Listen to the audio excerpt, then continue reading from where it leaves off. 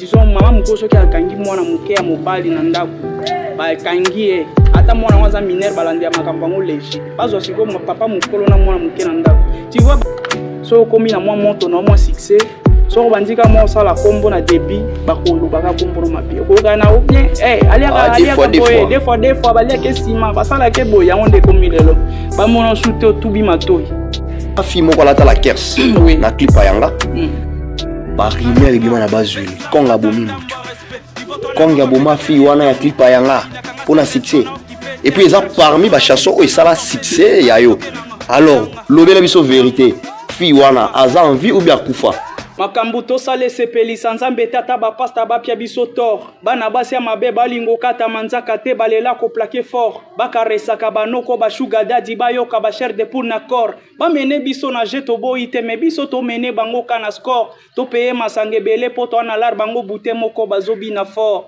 na bien barmane Yakana Sibo fort. Bonjour messieurs et dames fidèles internautes, très chers abonnés, nous sommes très heureux de vous retrouver encore aujourd'hui dans ces nouveaux numéros de l'émission La Découverte, une émission à travers laquelle que vous connaissez très bien, qui vous permet de découvrir le parcours de vos différentes personnalités publiques.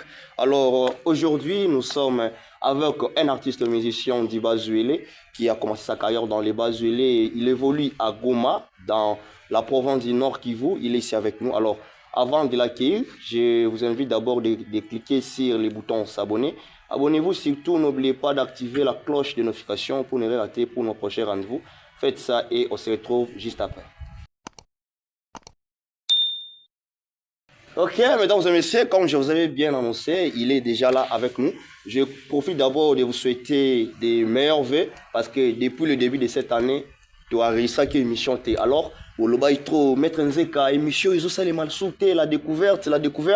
Les lots bandit la découverte, na moi na mboka, moi na province à Bazuele, artiste King Kong Rapi. Bonjour, moi la mère. Ouais, salut les chroniqueurs influents de sa génération, Jopingo Nzeka. Ouais. Et salut à tous les mélomanes, tous mes fans, big up à vous. Vraiment, merci beaucoup, Kong Rapi, ouais. Nyamazamba. Moi na mabe. Ouais. Voilà, les lots photo sentir que moi na mabe en quoi.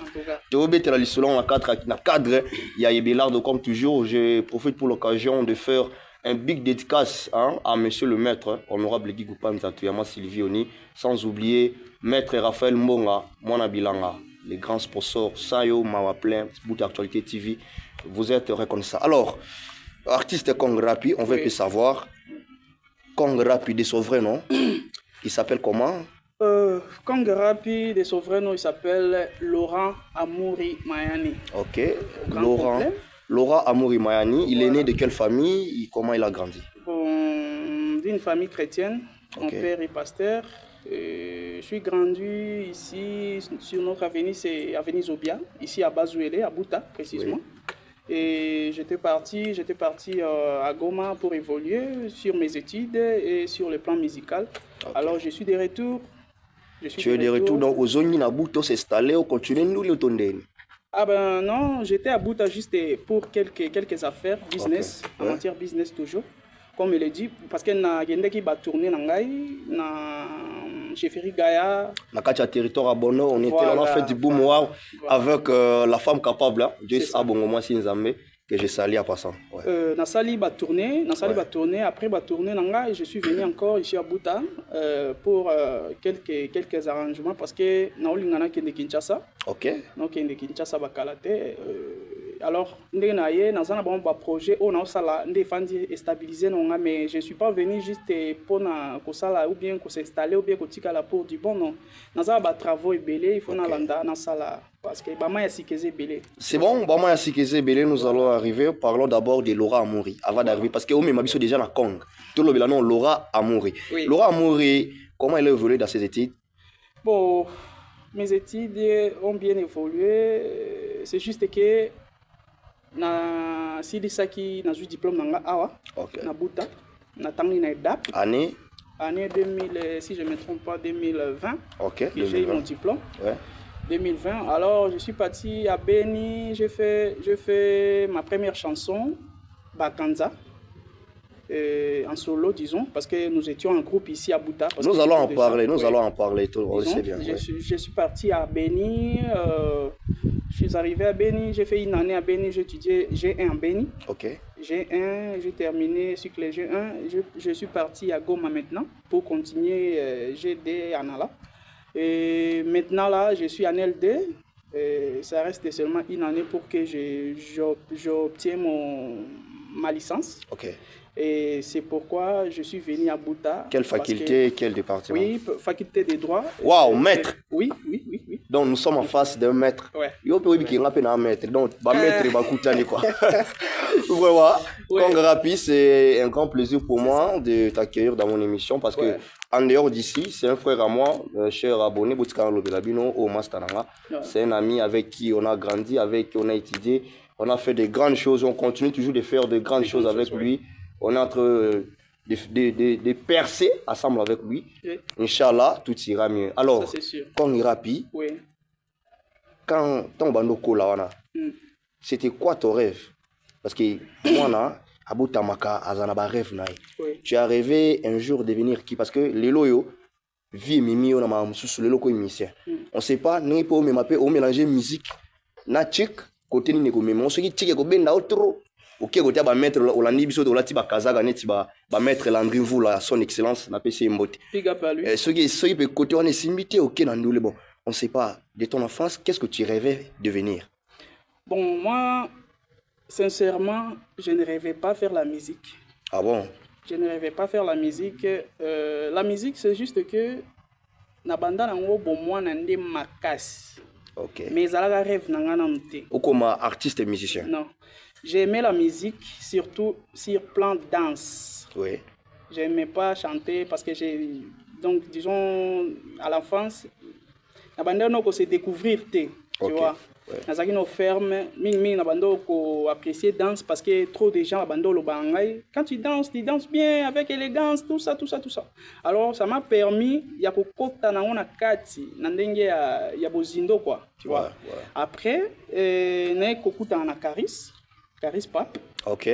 Alors il m'a flashé parce que tout bando pour ça on va danse parce que lui big up à lui dans nos places à Zali. Gode fois à Djouba. Ouais, à Djouba, big up à lui, mes respects. Surtout, abanda mingi kolingo biname, aza une élégance te. Place aza ebi, abando lingo danser, mais aza vraiment une élégance te, mais abando lingue parce qu'il était motivant. Ok. Il pour une répétition, il est un peu souple et fort. Là, c'est Caris Pap, ton frère avec qui tu travailles dans MP3. MP3, voilà. Donc, tu rêvais de devenir qui d'abord, s'il faut commencer par là? Moi, j'ai rêvé. Comme profession, ok, Moutossa, la pour gagner dans nos vies. Neti lelo, tu es grand prêtre, hein, neti junior bolon, il va finir un jour à cause de la grand réalisateur, à cause de la grand créateur de contenu, à cause de la grand entrepreneur. Et aujourd'hui, il est en train de le faire. Qu'est-ce qui, Kongrapi rêvait de devenir dans les jours à venir? Tant eh bien, tant que na bando linga mingi sport ya boxe na ballon. Ah, donc tu rêvais le sport, devenir un grand sportif, soit footballeur ou boxeur.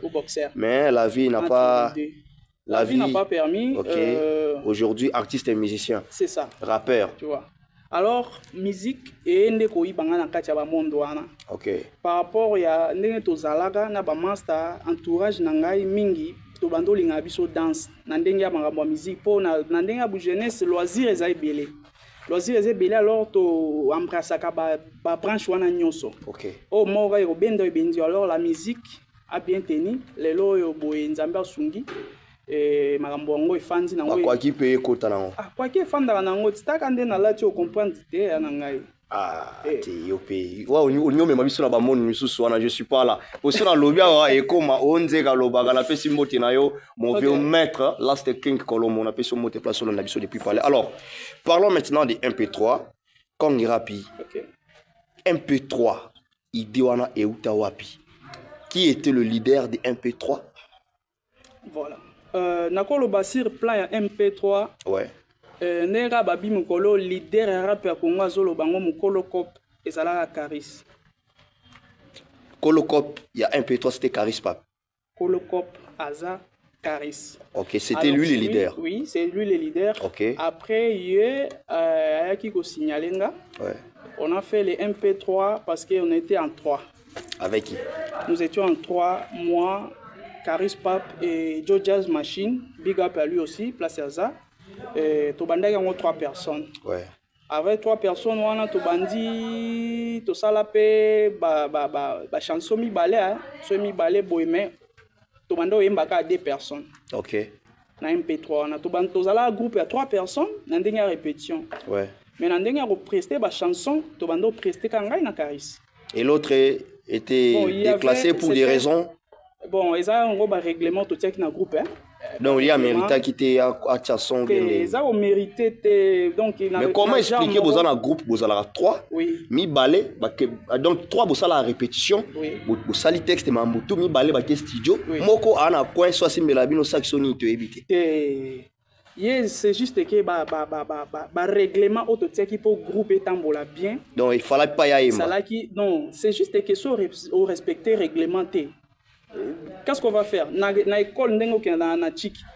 C'est Caris qui vous a recruté. Caris a recruté Yona jeune Souswana. Bon, Caris a recruté bisoté. C'était juste que na recrutement za la tango yo déjà ça la copie ngondo yo zo batu mususu. On a ndé recruter. Mais na yo zo lingo ko ta copie nango ko recruter moninga nondé. Alors c'était comment? Oyo on s'est retrouvé dans MP3. Bon, eza boye, eza eloko eza nango copie. Ouais. Cop oyeye par exemple to fanda to kani to bito ke to luka or par exemple. Ouais. Yo ye o brancher nga cop mais o recruter nga te.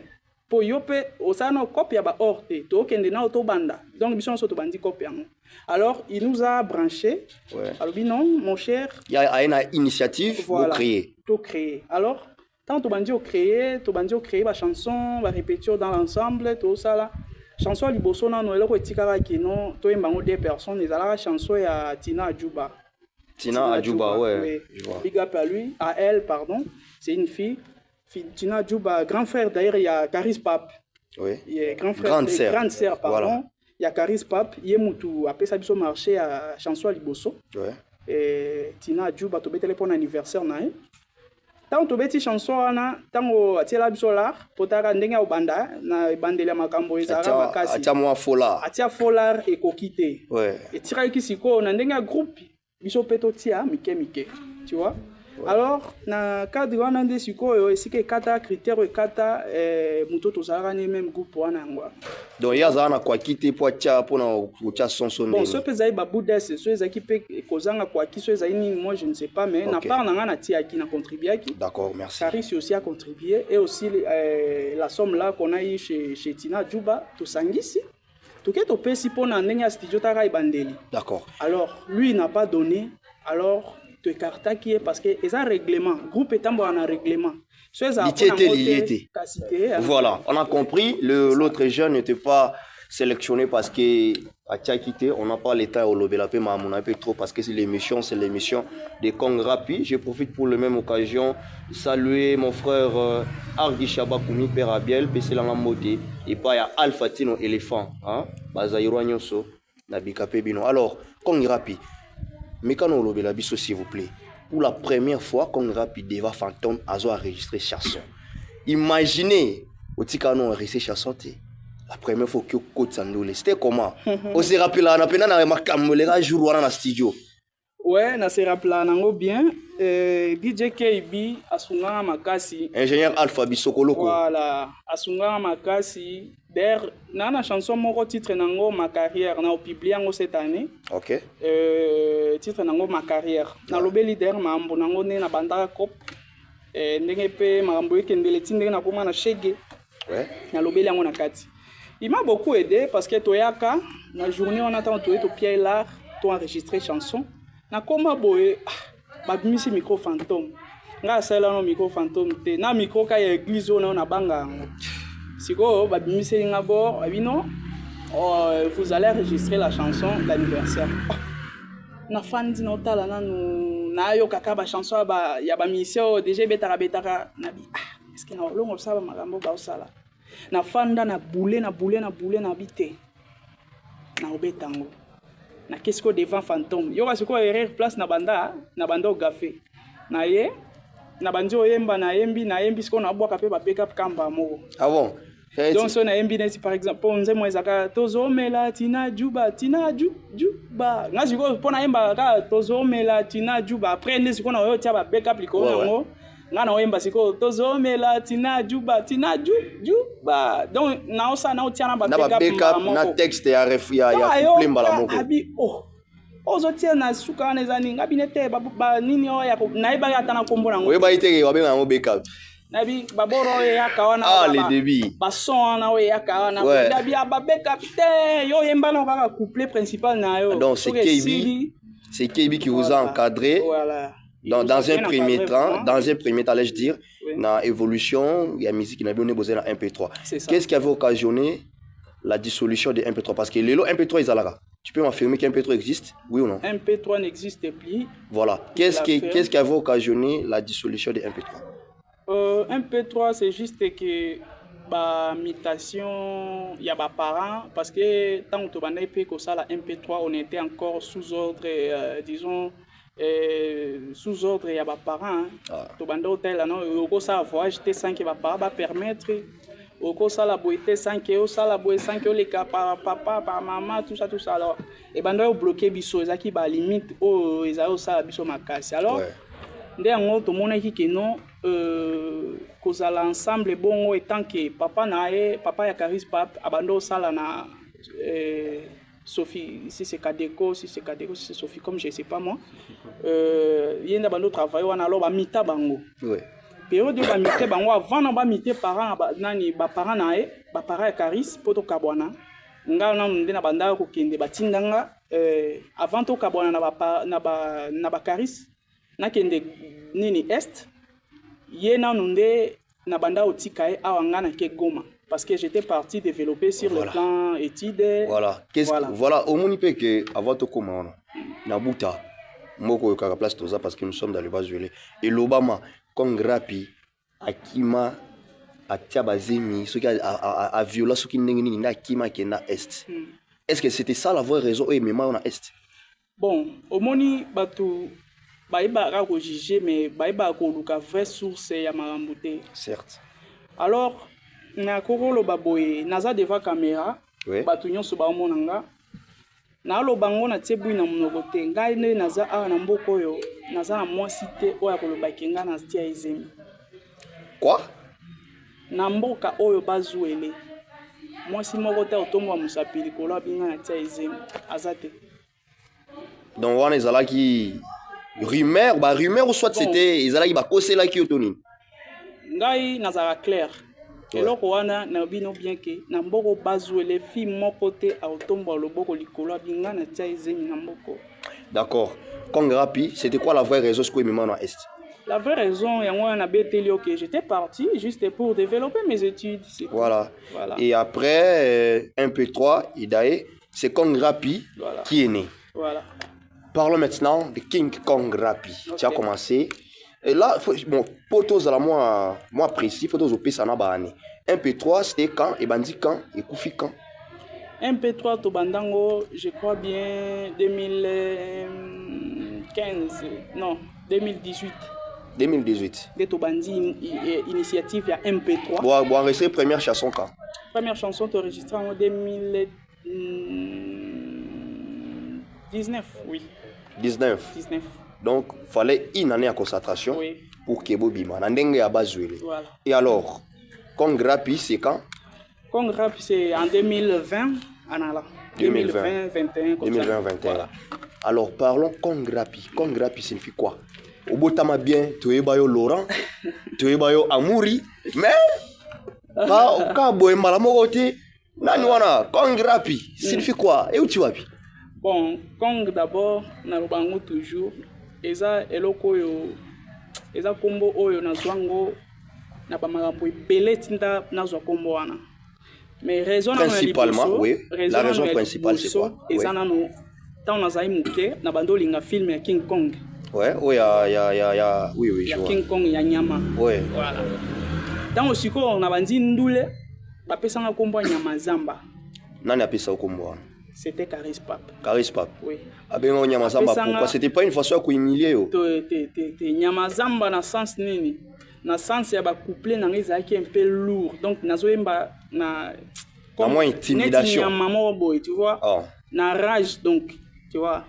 Ba fanson na bandaki ko beta ba punchline na ngai ezaki un peu comme nyama quoi, tu vois. Alors après ça on boit nyama zamba wana na fandi na étudiant on habite. Il faut natie la ngoma le moment pembeni wana. Oui, puis un moment PV kaninge boka sta ya lobaka. PV. Après na matisi parce que nga idole na nga ndenge akalezaka ténor. Mr Fianglo wala yamo. Ouais, ténor les Camerounais. Voilà les Camerounais. Yende mutazaka idole na nga ndenge akala. Ouais. Alors tant wazali ki idole na ngai yo mo ebika ba jara rap na e asalaka. Asalaka rap moko mbangu tout ça alors.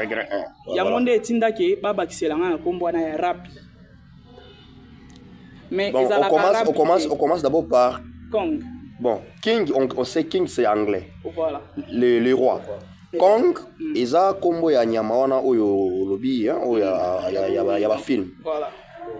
Si vous olata Kong wana parce que ozalaka amoureux ya film wana, c'est ça. Ozalaka amoureux ya film wana. Si vous amoureux ya film, il y a lien ni entre kozala amoureux ya film na komi pese la kombo ta ki artiste musicien. Non, en fait au moni Congo wana vraie signification nango nanu. Oui. Vraie signification nango eza neti ba tuile. Vous comprenez? Oui. Ba tuile wana ya ndaku. Oui. Ezaka na Chine. O marque ya ba tuile ya ba chinois wana. Oui. Ya onde ba benga ngo Kong. Oui. Vous comprenez? Oui. Basala yango pe na banganzi na ba si au sens que jusque là. Alors, c'est là on a expliqué. Oui. Congo wana na zwango na cadre ngainde na za comme imperméable ya ba rappeur nyonso ya Bazwele pe ya Congo. Yo zaneti on appelle comme à l'abri, net toi na sia boro net abri ya Congo. Ya rap Congo. Wana o mona kana ba film ba. Donc yo ne charge. C'est ça ngande na ozipa na mo ina mbula ekwela kana na mutu na ngai. Wana olobela musique ya Bazwele to ya Congo. Na olobela en général na Congo na ça musique seulement pour na Bazwele te. Ah bon? Merci.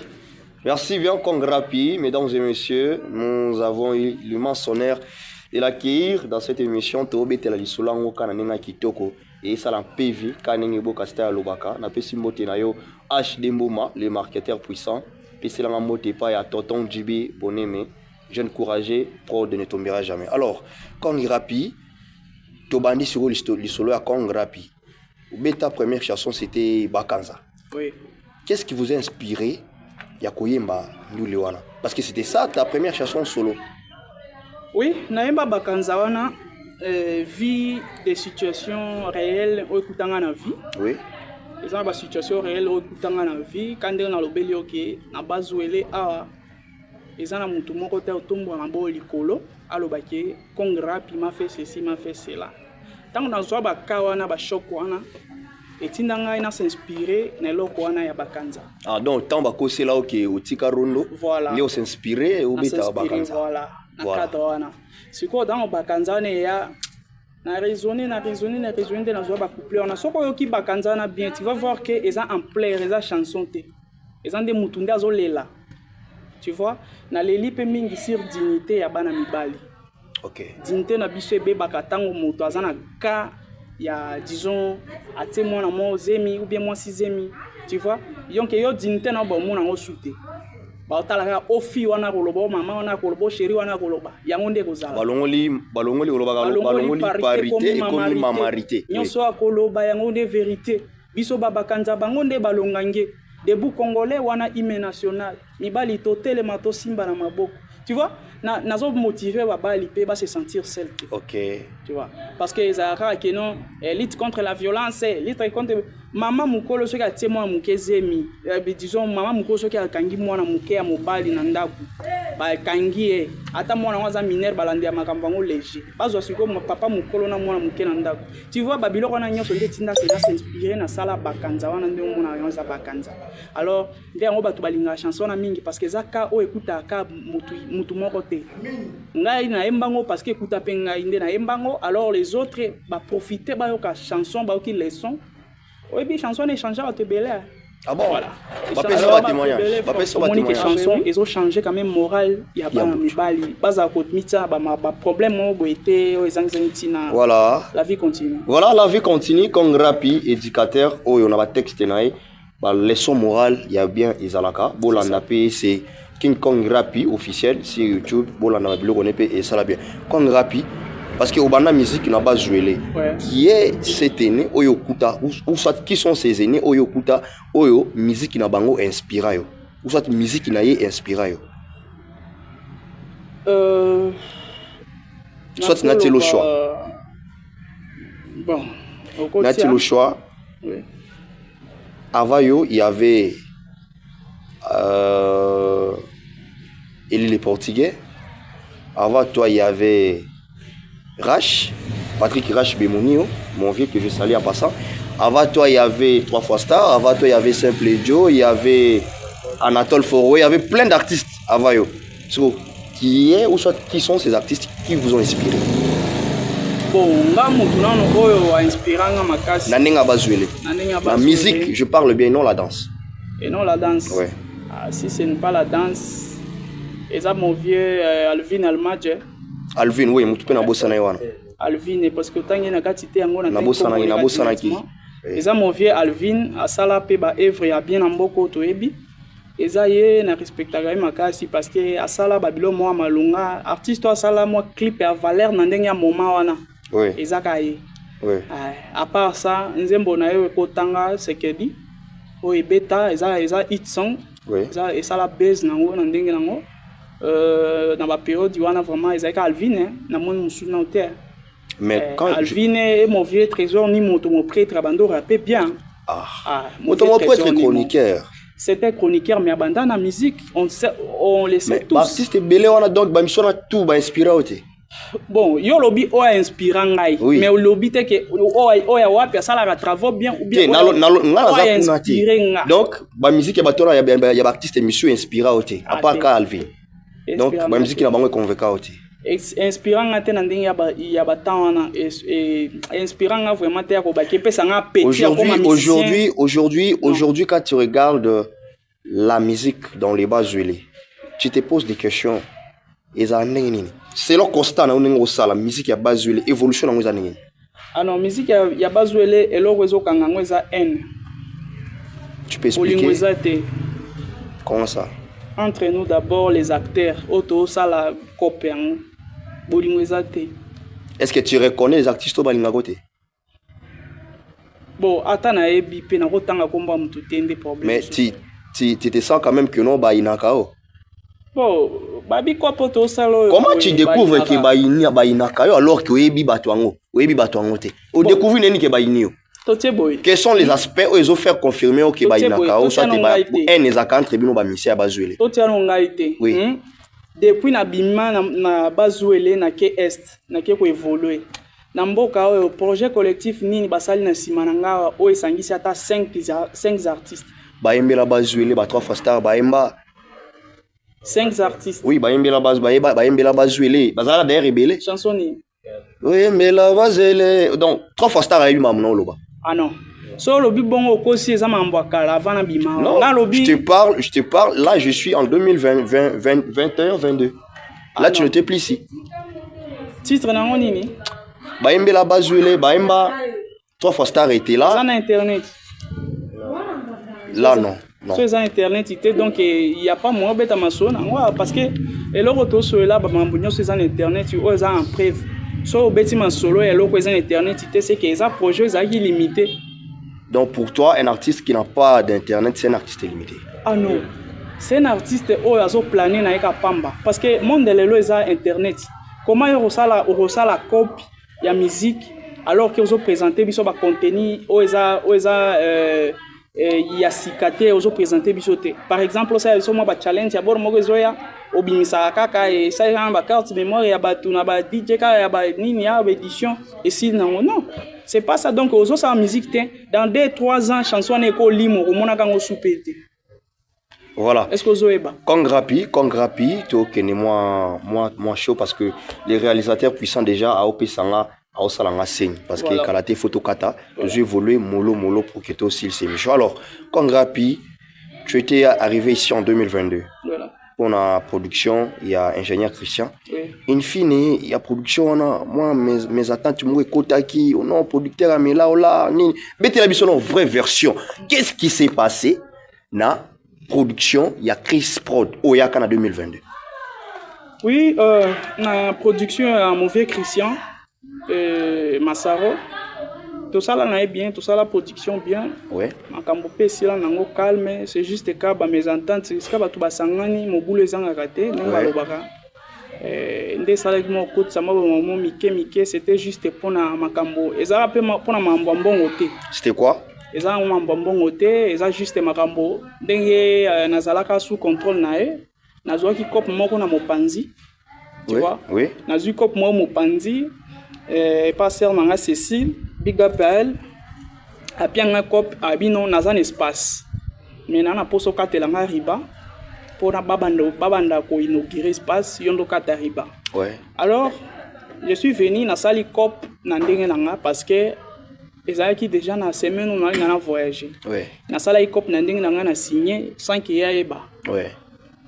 Pe na sala ki bongo par rapport ya ba mésentente on a monaki par rapport à makambo kwaki nde na créer ki rubrique wana ah non ezali makambo kwaki parce que olobi ke ezali na makambo kwaki te to weli na e kwaki te mais juste que eloko oyo etindaki ke na signer contrat wana ouais sans que na signaler oui. eza pona makambo kwaki tu vois oui makambo kwaki nde etinda nga siko ke na luka cop mususu oyo couvrir.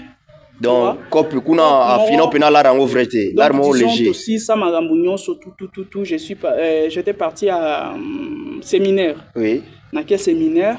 Na ngina beta na séminaire et ça sont beta lobe kuna na bela et na zonga nga. Alors bala mo ezaki ati nga wana boye ta on a coach hôpital parce que j'étais en Sodiba. Na coach hôpital il est venu a futi moi ba facture ba bion wana boende kata kwa kinanga.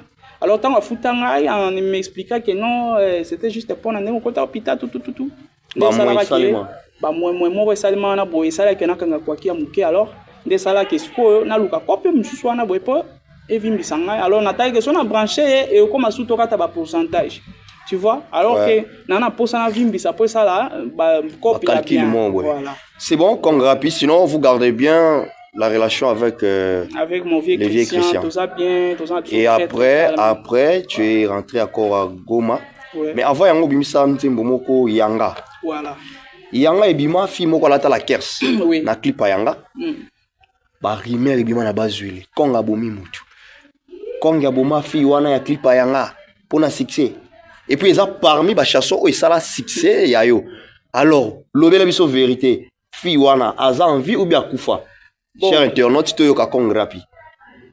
Nagolo balobi tango mutu a commencé la combo ou bien ça na base makambo yaka nango ndenge o aye na interprétation na e o aye na alors fi wana je peux dire sincèrement ata tilelo na golo banika ata siko na go benga e atindi pe challenge na e boy fi na bato azali akufite batiko boma e pamba siko yo o mutu te wana na boma mutu ya ngai na rapé soda te na arme te na mbeli te na boma mutu ndeni kong rapi dernière fois que na ndako ngangeza la journée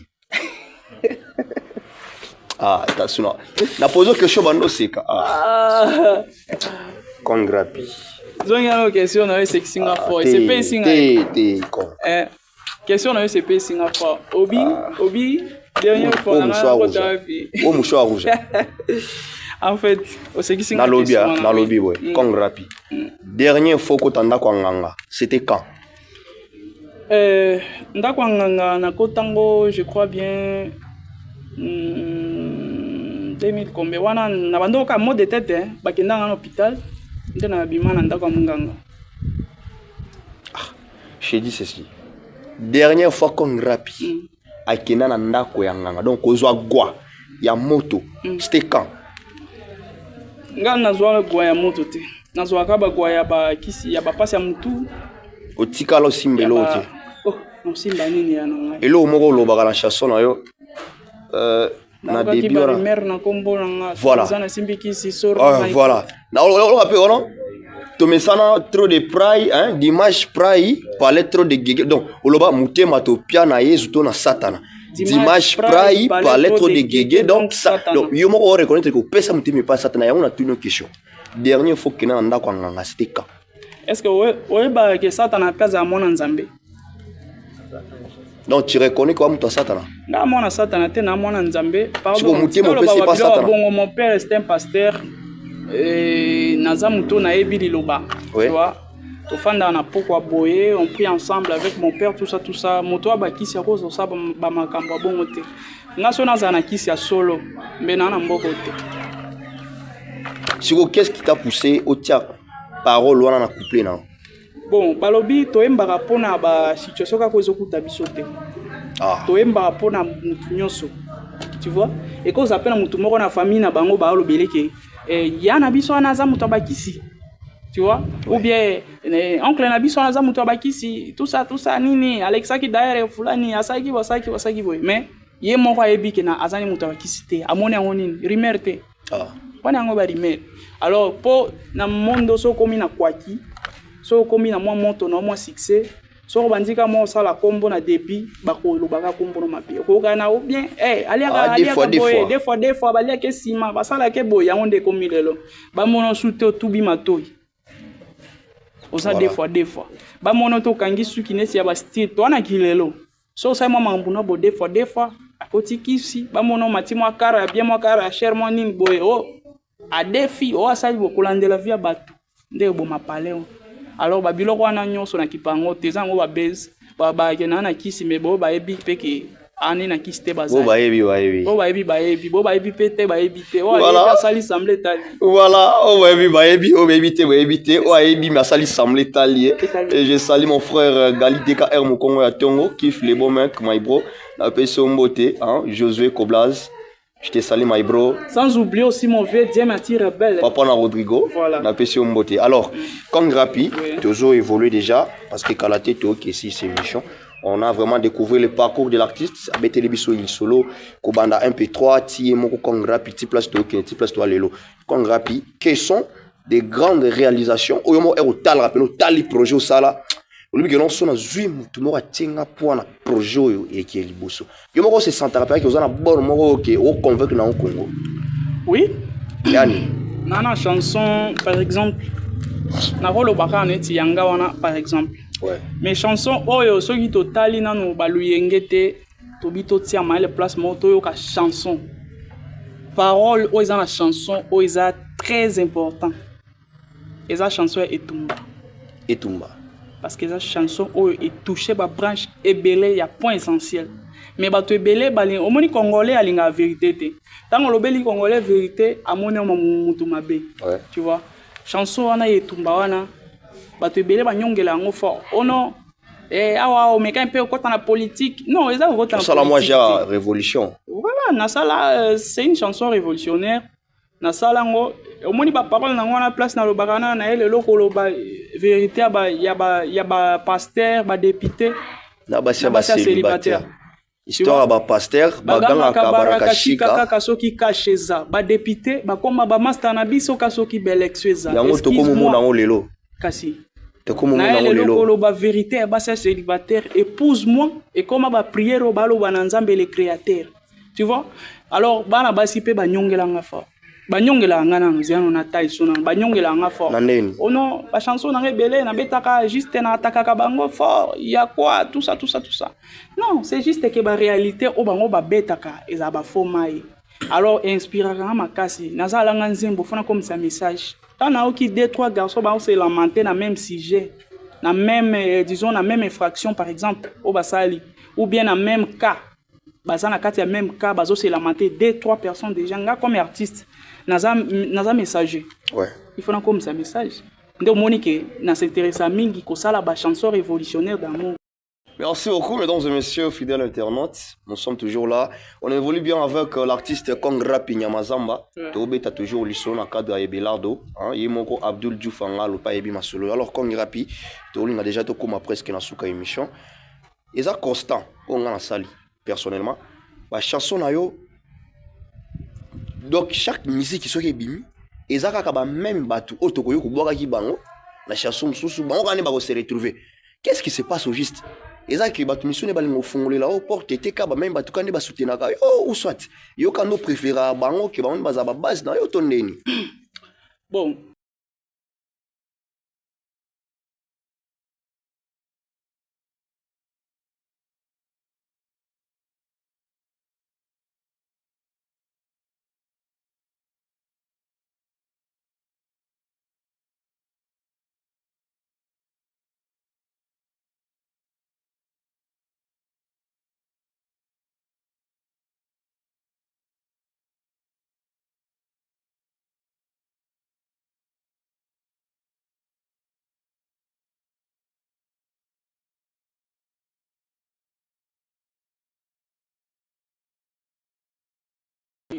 makambo ndenge ozotuna ngai olobi ke non nasalaka monotonie na ba dédicace na oui eza belle question mais c'est pas à dire que nasalaka monotonie vouli non na mboka na biso ba artiste belé baza en parler na kuti disons moi ba murmure moko ya ndenge ya ba disons il y a ingratitude tout ça alors eza ba étape pour ngaza na ngote tu as découvert que ba artiste belé aba benga c'est ce que les fans nous disent.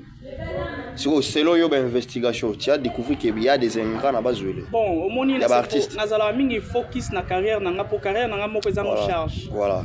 Et si on a bien sa charge ya olandela mamba mutu mususu, ça va faire mal. Vraiment, c'est kolanda magambo ya batute kaneti les grands prêtres honorable prince Kanalida oazorar mutu abatu. Asolara bien, ya maman Micheline et maman Yabana, au pour bétele moi nous les mots vraiment c'est du boom. Je salue Jérémy Kana, grand prêtre, Napesi Mbote, Napesi Mbote, Nayo El Mozart, le meilleur gardien de la province. Yondo aussi, étoile du Congo, les loyaux. Étoile du Congo, ils occupent première place dans la Ligue D. Vraiment c'est à féliciter. Napesi Mbote, Nayo champion des champions, champion Cœur des Lions, Liko Fiabatopoke, Napesi Mbote, na champion Michel Ekolo. Artiste Kongrapi, dernière réalisation Autosala, il n'y a pas longtemps, c'était quoi? Parce que tu es tout comme presque la sous-émission. Dernière sortie, c'était quoi? Actuellement, Autosala va challenge. Ouais. Il y a chanson Abisso Ange Rebelle, ou esa chanson déjà na publié yango. Na ndenge ya bafan nanga, na tindela bango dia ba sa ba challenge. Ouais. Tolinga to lancer officiellement na YouTube. Tout ça déjà ba challenge mutu nyonso o azolanda biso a kota na chaîne YouTube nanga na chaîne TikTok nanga akoma King Kong Rapi a omona a utiliser son basala ba challenge parce que batu bel déjà ba oka chanson on a tinda ngo déjà pour ça ba challenge alors ne ba oka chanson ba apprécier un peu makasi ba bi dawo yembango Ange Rebelle c'est le titre pardon auto linga to tiango déjà en place sur YouTube oui à part ça il y a aussi une chanson on a Kinshasa. Tu prépares un voyage pour Kinshasa? Oui, sincèrement. Et nous allons d'ici là dans Adex Sangani parce que nous appelons la fitting, moi on s'en a Sangani wana. Mais non, ils en ont secret, ils en ont vraiment à dévoiler directement. Ouais. Parce que aussi sinon nous ba coopératif na ngote. Sinon nini chanson on s'en a Kinshasa, titre na ngwe ozala Nanzo Toté. Nanzo Toté. Aussi abiso moi Campela, to sentir comme un PV quand ninge boka stalo parce que dans Zototé c'est quoi parce ils a crié on a aucun trou dans zone ya Chiferi Gaya. Je vois Nick Meti Noir, je vois l'autre basé belé Zara Queen bana mabe donc bana mabe nyonso bana mabe ba bien dans Zoto kula wala dans Zototé bébé voilà et là chanson ilo kwa on s'il vous plaît, c'est la bise le quoi et c'est Pelissa petit nanga Abdul Dioufangalo. Ah voilà. Eza mai o eza nano disons eza moins secret mais non ça ka moins trop. Ouais. Faut ça moi bien. Si. Makambu tosale Pelissa nzambe tata ba pasta ba pia biso tor. Bana basi mabe balingo kata manzaka te balela ko plaquer fort. Bakaresa ka banoko ba sugar daddy bayoka ba cher de pour na corps. Ba mene biso na jeto boite me biso to mene bango kana score. To payer masange belé poto na lar bango bute moko bazobi na fort. Na bien barmane yaka na sibo fort. Pardon, Zila pardon. Na obenga Kong Rapi Kong. Pardon, pardon. Bon. Oui, que maloba na yebi msami to kifo. O barman asiba asaini barman asali. Barman. Yaka na sibo fort. Bofort, oui bofort te yo me la bofort. Donc wana guna ngai na linga bofort. Donc barman aya na sibo fort. Na sibo fort parce que ngai so na meli 5. Donc na koma ka. Il faut ya ezala 6. Merci. Memenga da musika te.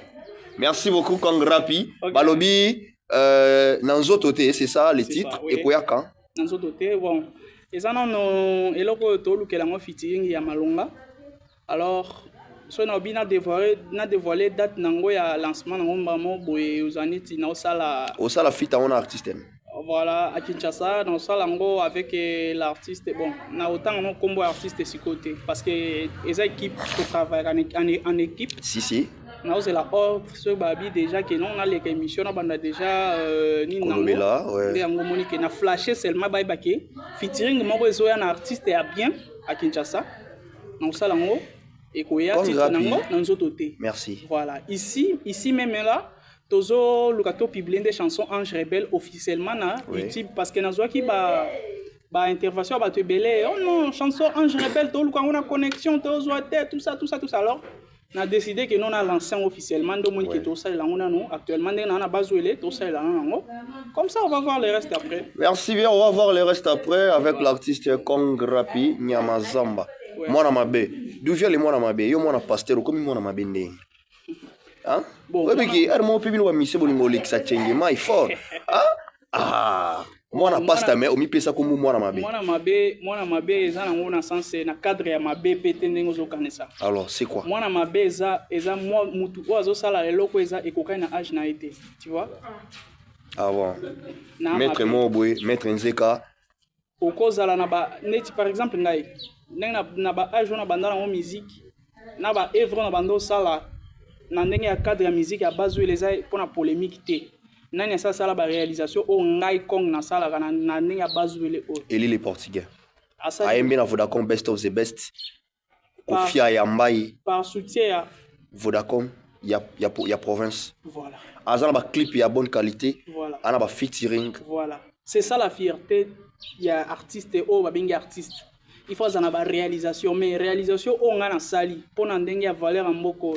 Un artiste monte en mboko sali en. Mais n'attendons le déjà les Portugais salango. Il y a quoi les cas d'ailleurs. Et les Portugais qui best of the best na soutenance ya province mobimbia simana. Yo gasi so yaza lelo ngai na que les best province aux asimananga te. Aux asimananga to na réaliser. Mais ce que je dis, c'est par rapport d'abord il y a carrière musicale moto à réaliser dans nos clips. Aux ana qualité ko kisi norme ya koza la clip et nos vidéos. Tu vois, les artistes, bah ça n'est pas vidéo, moi na muto sali vidéo, moi qui mbalambaza ya vidéo moi boye. Nani, otali clip Kong. Moi na ngo vert, moi na ngo chocolat, moi na ba couleur. Clip ya nani, s'il vous plaît. Ozo bien la vidéo ana, ya nani omoni yango na mauvaise qualité la base huile. Bon, omoni na putulu na loba na ba jara ba rapper te ba sala ba clip officiel na ba TikTok. Tu vois? Bah comment ça clip officiel sur TikTok? Oh, basé belet. Yo ngina ta ba combo. Ouais, il ça toi ba bango. Pardon, tanga ta moko si vous plaît. Bon, na ya kia o sa émission nga na ina lo ba bomba mutute, c'est juste que mais tant là au quotidien na bango c'est que il faut le bela avec bango. Bon, na lobe na mutute mais na lobinde pona makambo nano o eza réel. Voilà, Kong Rapi. Et l'eau est réel. Merci bien, Kong Rapi, c'est ça, au lobby, au est réel. Tu commis presque dans Soukaya émission Nabiso. Je sais pas ce qui, bah dernier message est Ali. Oui. Bah non, c'est bah date. Non, avant même Toko Mawana, tout le monde que ça là est tourné dans le territoire à Bondo. Ah oui. Oui. Qu'est-ce qui s'est passé là-bas? L'ambiance, où met le coup fort? Non, mais j'ai fait presque un mois. Oui, qu'est-ce qui s'est passé là-bas? L'ambiance là-bas, parce que vous allez voir là-bas, grand prêtre merveille à Soufati. Des bails. Vous allez qui là-bas, vie nabiso Sabwanga. Vous allez qui là-bas, AFM, casque. Donc vous allez belé dans le territoire à Bondo, na Bukina, na babaye, na séminaire et tout. Qu'est-ce qui s'est passé là-bas? Bah, image est allée, bah, image est allée nango, nanumba. Nasali la Numba Bae et aussi séminaire. Oui. Nasali tournée c'était bien passé surtout à bonne année. Oui. Bonne année to feta ki ngona Bae. Oui oui. Na presta ki wana pa affaire Magnata. Ah voilà, affaire Magnata. To sali show wana na bonne année ça a beaucoup payé. Oui oui. Et na félicité mingi ba jeune ya Bae. Ba jeune moko Bae bi vraiment culture. Oui. Ba un peu éveillé.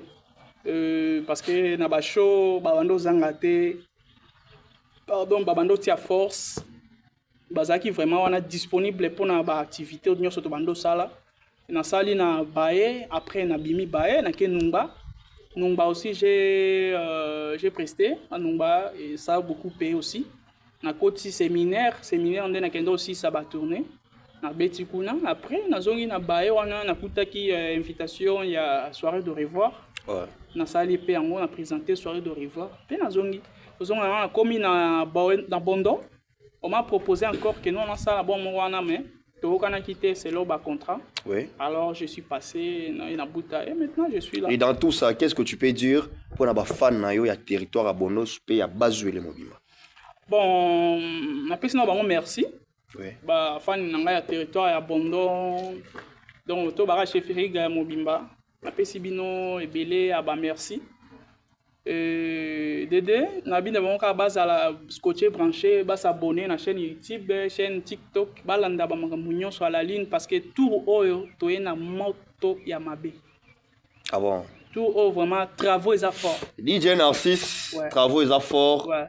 DJ DDK le suprême, DJ Varan, DJ NK le pro. Voilà. Balobi Makambo, comme toujours, c'est l'artiste Kong Rapi, Nyamazamba Mona Mabe. On est avec lui dans l'émission La Découverte. Nous sommes arrivés à la fin de l'émission, mesdames et messieurs. Kong Rapi, moi dernier message, moi dédicace, et ça l'a bien.